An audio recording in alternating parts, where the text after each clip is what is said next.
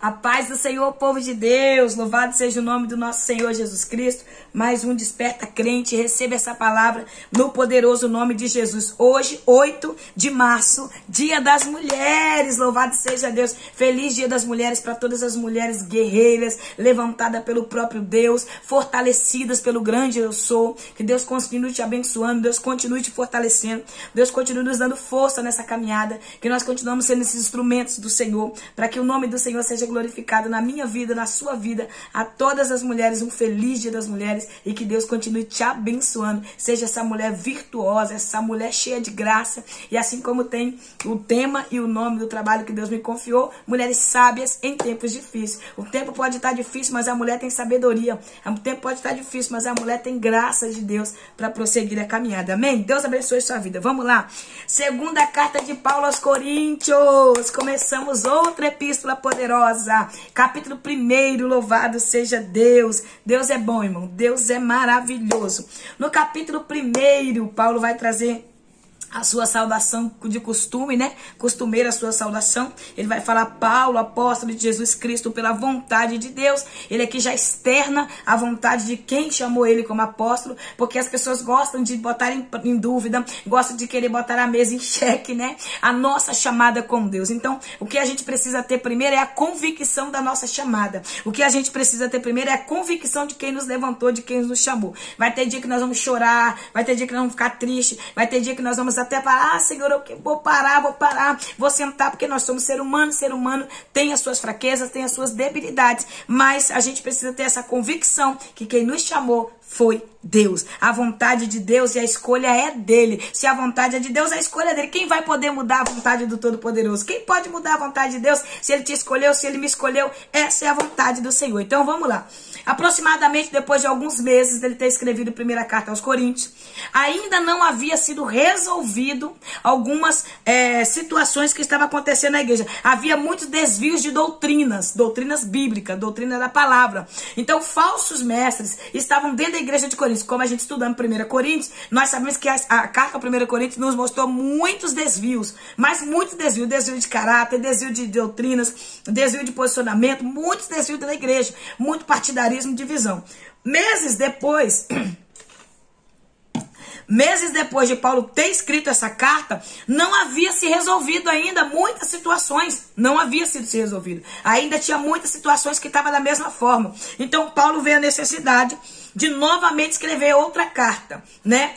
Quando a gente estuda, a gente vai entender que teve uma terceira carta, mas se perdeu no meio do tempo, né? Ninguém sabe onde foi parar essa terceira carta. E, por fim, a vontade do Senhor eram essas duas cartas, a qual nós estamos aqui, sendo fortalecidos pelo poder de Deus. Amém? Então, Paulo, ele escreve essa segunda carta, porque agora Paulo, essa carta é considerada essa carta íntima, é uma carta íntima que Paulo escreve.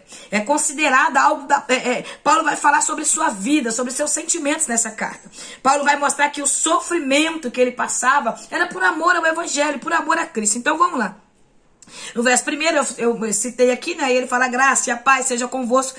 Ele fala que aqueles que estão na Caia, que é Grécia, né? Para dizer, é a Grécia. Aqueles irmãos que estão na Grécia, que é a cidade de Coríntios, onde os irmãos estão ali reunidos como igreja de Cristo. E aonde estava vindo esse desvio, aonde estava vindo essa divisão, onde estava acontecendo muitas situações. Na igreja de Coríntios aconteceu todos os tipos de situações que você imaginar. E era uma igreja cheia de dons. Era uma igreja cheia de dons, cheia do dom da palavra, do conhecimento. Porém, o povo não tinha temor, estavam desviando da vontade de Deus, estavam vivendo cada um segundo a sua vontade. Na primeira carta de Paulo, que a gente estudamos, nós vimos que cada capítulo Paulo deu um ensinamento diferente. Cada capítulo Paulo dava uma instrução para os irmãos, corrigia, exortava e encorajava, né? Porque a palavra de Deus ela é vinda de correção, exortação e encorajamento. Toda a palavra de Deus ela tem um encorajamento junto. Pode ser correção, mas tem um encorajamento da parte do Senhor. Amém? Então a gente precisa entender o que nós estamos deixando, herança ou legado, né? A gente que vai escolher o que vai deixar, herança ou legado. Então, no verso 3 até o verso 7, Paulo faz uma oração. né? Ele vai demonstrar em ações de graça pela vida dos coríntios. Então, o Consolados, para consolar, ele vai fazer uma oração, tipo um hino a Deus, né? Falando as situações que eles viveu e por que do sofrimento. Por que Paulo está falando aqui nesse capítulo? Porque ele estava sendo acusado. Alguns falsos hereges, alguns falsos líderes que introduziu na igreja, começou a falar que Deus não era na vida de Paulo. Deus não era na vida de Paulo. Paulo estava sofrendo, Paulo era preso, Deus não era na vida de Paulo, porque quem tem Deus na vida não sofre tanto, quem tem Deus na vida não adoece, quem tem Deus na vida não perde, quem tem Deus na vida não chora, só ganha. Então essa era a visão desses hereges que estão introduzidos na igreja, que estava distorcendo a verdade de Deus, e estava acusando Paulo de não ser um apóstolo do Senhor. Então essa epístola Paulo escreve para defender o seu ministério. Ele vai defender o seu apostolado e vai defender também a sua integridade e o teu caráter. Paulo não vai deixar que esses irmãos toquem na integridade do caráter dele, e ele vai mostrar quem ele é. E aqui ele vai dar muitas lições particulares da sua vida, para que nós crescemos nessa graça poderosa e chegamos ao pleno conhecimento da vontade de Deus para nossas vidas. Então o verso 3 é dito: bendito seja o Deus e Pai do nosso Senhor Jesus Cristo, Pai das misericórdias. Por que Pai da misericórdia? Fonte de toda graça. Deus é a fonte de toda graça. O perdão, Deus é a fonte de perdão, fonte de consolo. Deus é amigo que está sempre presente. É isso que Paulo está dizendo. Bendito seja o Deus e Pai. Ele é o Deus poderoso, o amigo que não nos abandona na hora da necessidade. Salmo 68, verso 5 vai falar que ele é pai dos órfãos e defensor de viúvas. Ele é pai dos órfãos e defensor de viúvas. Ele é Deus, irmãos. Primeiro começa como? Em mim, para depois o Senhor agir através de mim. Então Paulo está dando uma demonstração que primeiro Deus começou nele para depois agir através dele. Porque se você não for curado, você não cura ninguém. Se você não for sarado, você não consegue sarar ninguém. Se você não estiver de pé, você não consegue levantar ninguém. Então Paulo está dando aqui a estratégia, o manual para a vida do crente que quer ser usado por Deus. E ele vai falando, né? Pai das misericórdias, Deus de toda consolação, que nos consola em todas as nossas atribulações, para que também sejamos capazes de consolar os que possam, por qualquer tribulação, por intermédio da consolação, com que nós mesmos somos consolados por Deus, alívio, conforto, encorajamento no meio da prova. Como eu vou ter uma palavra de encorajamento e de conforto para alguém, se eu não sei o que é isso? Se eu não sei o que é ser confortado, se eu não sei o que é ser consolado, se eu não sei o que é viver essa plenitude, essa completude em Deus. Eu não vou saber como falar, se eu não conheço o Deus que eu falo, o Deus que eu cito. Então não tem como. Então o verso 5 ele fala: porquanto da mesma maneira como os sofrimentos de Cristo transbordam sobre nós, igualmente por meio de Cristo transborda a nossa consolação. Nós estamos vendo que Paulo fala, se o sofrimento veio porque de Cristo, pelo nome de Cristo, por você ser um servo de Cristo, também a restauração vai vir. O consolo também vem dele. Ele é a fonte. Paulo está falando que Jesus Cristo é a fonte de tudo.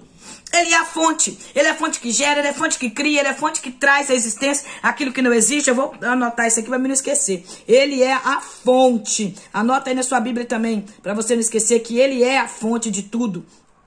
Ele é a fonte de tudo. Ele é que fortalece. Ele é que dá força. Aleluia, para todos nós que servimos a Ele em espírito e em verdade. Então Paulo está dizendo que Jesus é a fonte. Se vem o sofrimento porque dele, porque do nome dele, irmãos, qual crente que não passa uma peleja por ser crente? Não tem como. Se você nunca passou nenhuma prova por ser cristão, nenhuma perseguição, nada, tem alguma coisa errada em você.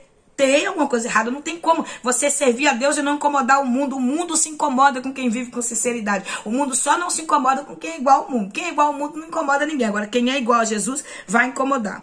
Se a luta vem, a solução também vem. Então, eu vou citar alguns bases bíblicas que eu não vou poder ler, tá? Mas você anota aí. Atos 16, 6 e 7. Romanos 5, 3 e 4. Amém? Vai falar sobre tribulação. Vai falar sobre a tribulação.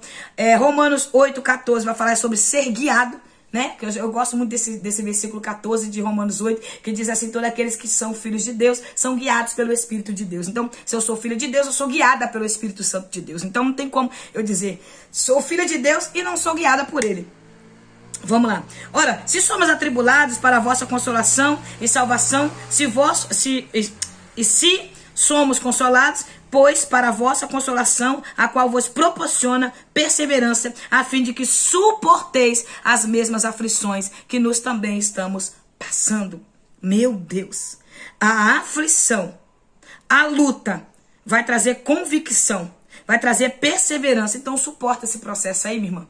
Suporta esse processo aí, porque a luta vai te trazer perseverança, vai te trazer convicção da chamada. Alguém precisa sofrer, alguém precisa suportar o processo para que nasça outro guerreiro, para que nasça outra guerreira. Se todos nós desistirmos quando estivermos na aprovação, já pensou se todos nós pararmos quando estivéssemos na dificuldade, todos nós parássemos como estiver na luta, nós não vai ter mais cristão, porque se tudo que acontecer a gente parar, então a gente precisa suportar esse processo aí, para que o nome do Senhor seja glorificado. Então Paulo está trazendo para os irmãos um grande ensinamento sobre dor, sobre perda, sobre luta, sobre escassez, sobre prisão, porque era essa situação que estava sendo falada dentro da igreja de Corinto, que Paulo não tinha Deus na vida dele pelas provas que Paulo vivia, pelas rejeições, pelas lutas. Então Paulo vai reivindicar sua autoridade apostólica. Paulo vai trazer a plena certeza que o chamado dele vem de Deus, né? Ele traz a plena completa, ele vai encorajar os irmãos, ele vai esclarecer algumas situações, mas não vai deixar impune as situações que estão acontecendo.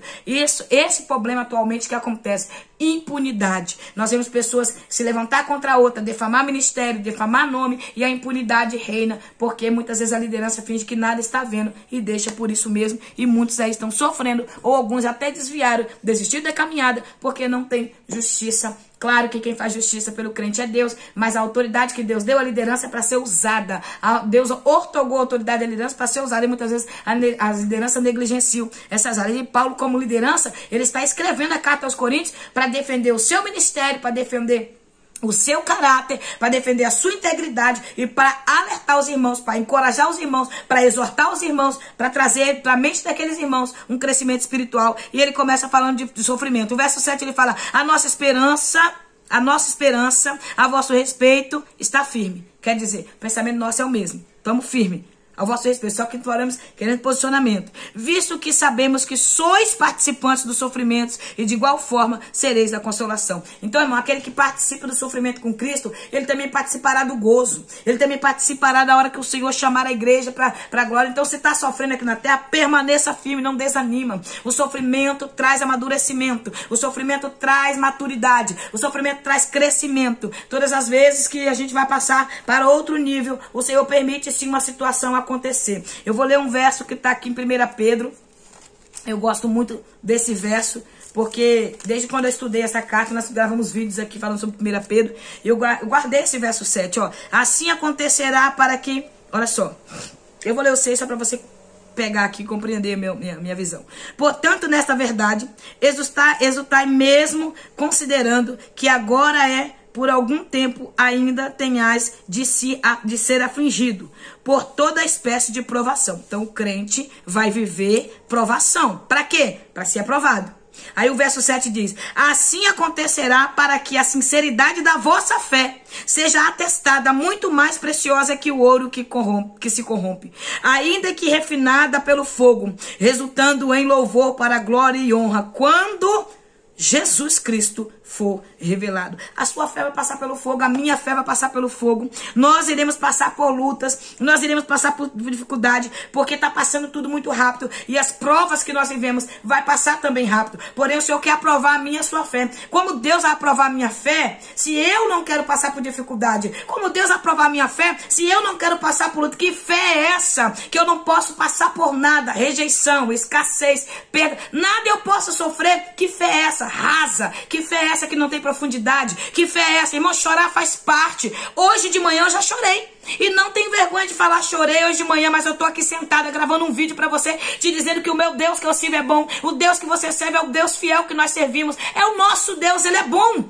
Independente que eu tiver de chorar, eu vou chorar para crescimento, eu vou chorar para amadurecimento. O importante é eu ter uma mente transformada e entender o processo. É difícil entender o processo porque nós queremos justiça quando nós somos injustiçados.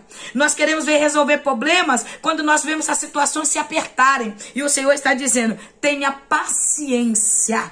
Ele é Deus e está no controle de tudo. Então nós precisamos entender a vontade de Deus para nossas vidas. E aí Paulo continua escrevendo: irmãos, não desejamos que conheçais as tribulações que atravessamos na província da Ásia, as quais foram muito acima da nossa capacidade de suportar, de tal maneira que chegamos a perder a esperança da própria vida. Quer dizer, eles perderam a esperança, eu quero morrer. Não, nós vamos morrer. Essa luta vai ser, tá tão grande que nós vamos morrer, nós não vamos suportar ela não. Aqui é Paulo falando no verso 8, irmãos. É Paulo falando que a tribulação foi tão forte, a luta foi tão forte, que eles perderam a esperança da própria vida. Você sabe que é alguém que estava desistindo já de viver, achando que não tinha mais jeito. Aí, ó, presta bem atenção no verso 9. De fato, já tínhamos sobre nós a sentença da morte. Ao ponto, irmãos, um homem que passou por naufrágio, navio afundou, passou por açoites, passou por tanta prova, por luta, por perda, por escassez, passou por tantas prisões. Ele está dizendo que chegou ao ponto dele achar que não tinha mais esperança para a vida deles. Aí ele fala, de fato, já tínhamos sobre nós a sentença da morte. Quer dizer, na mente dele, nós vamos morrer e acabou. Não vai ter solução, não vai ter jeito. A morte está decretada para nós. A morte está decretada. E aí ele continua dizendo, para que não confiássemos em nós mesmos, mas somente em Deus, que ressuscita os mortos. Aleluia. Sabe por que Deus permite algumas provas nas nossas vidas? Para que a gente não se ache, irmãos, que a gente resolve nossos problemas, que a gente é capaz de alguma coisa. O Senhor permite algumas provações para a gente entender que nós somos dependentes deles, que nós dependemos de Deus, somos dependentes do Senhor, somos dependentes do nosso Deus. É isso que Deus está fazendo para nós. Às vezes ele vai trazer situações para a gente entender que não é nós, é Ele, não é por mim, é por Ele. Então, o verso 10 ele nos livrou e Ele nos livrou e seguirá nos livrando de tão horrível perigo de morte. E nele que depositamos toda a nossa fé, continuará nos livrando. Então, importa é crer. Não importa o que nós estamos vivendo. O importante é continuar crendo, continuar vivendo, continuar fazendo essa vontade do Senhor, independente do cenário. Contando também com a ajuda das vossas orações por nós, para que pelo favor que foi concebido pela intercessão de muitos, da mesma forma, por muitos sejam oferecidos ações de graça. Paulo está dizendo, alguém nos ama, alguém intercede por nós, alguém está intercedendo. Por mais que as tribulações são grandes, não importa as lutas que nós estamos vivendo, ainda assim eu sei que tem alguém que ouve, que está ouvindo as orações, que em Deus, quanto mais a igreja ora um pelo outro.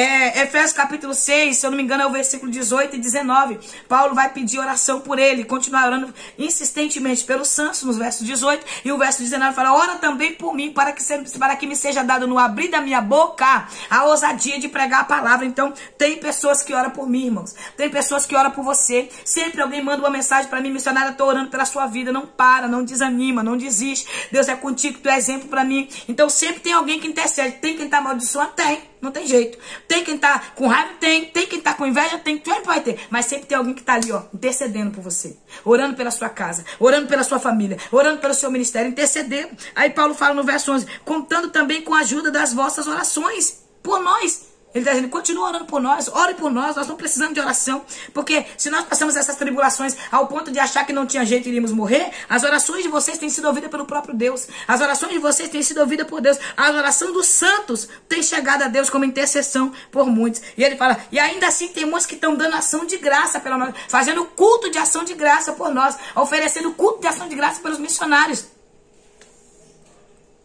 Então Paulo está dizendo, nós precisamos entender, irmão, a sua forma de pensar reflete muito nas suas ações. Então, a forma que você está pensando está refletindo nas suas ações. E aí? Qual tem sido as suas ações? Como você tem se portado, como você tem se colocado? Alguém ora por você, intercede por você, não esqueça disso não. Às vezes a luta está tão grande que parece que ninguém liga pra gente. Já chegou o momento de eu pensar, meu Deus, eu tô sozinha, mas você não tá só. Tem alguém do seu lado, tem alguém que está orando por você, intercedendo por você. Somente olha, tem pessoas verdadeiras torcendo pela sua vida, amém? Não desanima, nem todo mundo está vivendo um tempo de falsidade. Tem verdadeiros e fiéis na terra. A sabedoria carnal, irmãos, é diferente. Quando o homem tem a sabedoria carnal, ele não consegue ter a sabedoria espiritual, a sabedoria de Deus. Então, no verso 12 até o verso 17, ele vai trazer uma grande explicação, porque estavam vendendo o evangelho. Aí ele fala aqui, ó, esta é a nossa glória, testemunho da vossa consciência, de que temos conduzido no mundo, especialmente em nosso relacionamento para convosco, a santidade e a sinceridade que vem de Deus. Não vem sabedoria, não em sabedoria carnal, mas de acordo com a graça. Ele está dizendo, a sabedoria que eu vim falar para vocês, eu não vim distorcendo a palavra e botando o meu achismo no meio. Eu vim com sabedoria do céu. Eu vim com sinceridade das minhas palavras, santidade no meu viver. Eu vim com santidade em mim, com sabedoria de Deus, não com sabedoria carnais. Aí o verso 13 ele fala, pois absolutamente nada vos escrevemos, além dos assuntos que ledes. Ele está dizendo, você não está vendo errado. O que está escrito é o que eu estou falando. Paulo está dizendo isso. Paulo não está dizendo, eu não estou jogando em direta. Eu estou dizendo diretamente para vocês. O que vocês estão lendo é o que eu estou falando. Porque tem pessoas que gostam de jogar em direta, né? Gostam de jogar uma piada, não tem coragem de falar e joga uma piadinha. Pega um versículo bíblico para jogar em direta pro irmão, mas não tem coragem de ser sincero com a pessoa. A sinceridade está faltando nesse tempo, irmãos. A sinceridade está faltando nesse tempo. Então Paulo está dizendo, não estou jogando em direta, eu estou falando, eu estou dando uma direta para vocês, diretamente para vocês, eu estou falando com vocês. Aí Paulo fala, assim como também já em parte nos compreendemos de que somos o vosso motivo de orgulho, assim como sereis o nosso no dia do Senhor. Ele está dizendo o orgulho de ter sido quem ganhou essas almas para Jesus, de ser para eles. Então quer dizer, ele está dizendo, eu sou orgulho para vocês, vocês têm que ser, eu sou orgulho, vocês são orgulho para mim, eu tenho que ser orgulho para vocês, vocês me conhecem. Paulo está falando do seu caráter, da sua identidade para os irmãos. Paulo está se humilhando, mostrando para os irmãos a humildade que tem nele. Não se diminua. Ele não está se diminuindo, ele está mostrando quem ele é. A gente tem mania de se diminuir. Eu não sou nada, eu não sou ninguém, eu sou isso. Não, irmão, nós somos alguém sim. Nós somos servos, filhos de Deus vivo. Confiando nisso, é para que recebeis um segundo benefício. Planejei primeiro visitá-los. Planejei primeiro visitar durante a viagem para a Macedônia e de lá voltar até vós e por vosso intermédio ser enviado à Judéia. Será que ao planejar assim o fiz com leviandade? Ou será que ao tomar decisões tem agido de forma carnal, comprometendo-me ao mesmo tempo sim e não? Entretanto, como Deus é fiel em nossa palavra em relação a vós, certamente sim e não ao mesmo tempo. Porquanto Jesus Cristo, o Filho de Deus, que entre vós foi anunciado por nós, isto é, por mim, Silvano e Timóteo, seguramente não foi um sim e não, mas nele existe o sim. Pois tantas quantas forem as promessas de Deus, todas têm em Cristo sim. Por isso, por intermédio dele, o amém. E proclamado por todos nós para a glória de Deus. O que estava acontecendo aqui? Os irmãos estavam falando, alguns que os falsos hereges estavam dizendo, mas Paulo não falou que vinha, ele não veio, ele não tem palavra. Ele falou que vinha. Só que quando Paulo foi na primeira viagem aos Coríntios, saiu diferente do que ele imaginou. Ele planejou uma coisa, mas quando ele chegou em Corinto, ele foi muito mal recebido. Houve briga. Tinha um grupo de irmãos lá que era contra Paulo, que se levantaram contra Paulo, fizeram um contento. Então Paulo saiu ferido da igreja.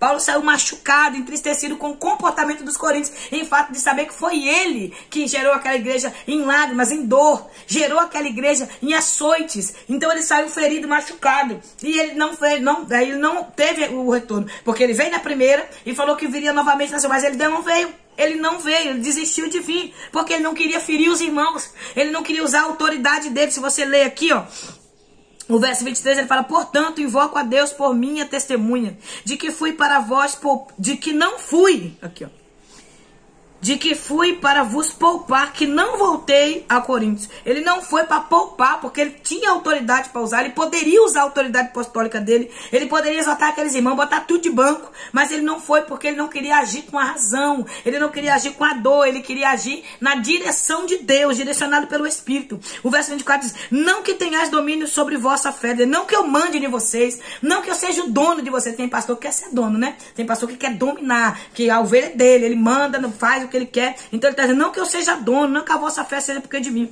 mas sim como vossos cooperadores, para que tenhais alegria, pois é pela fé que estáis firmados. Ele está dizendo, o sofrimento era tanto, irmãos, até da própria liderança ali com os irmãos em Coríntios, que esse povo estava perdendo o ânimo, a alegria. Então Paulo está dizendo, eu não fui para poupar vós, porque se eu tivesse ido como eu deveria ter ido, eu traria situações tremendas ali, entraria em confusão, entraria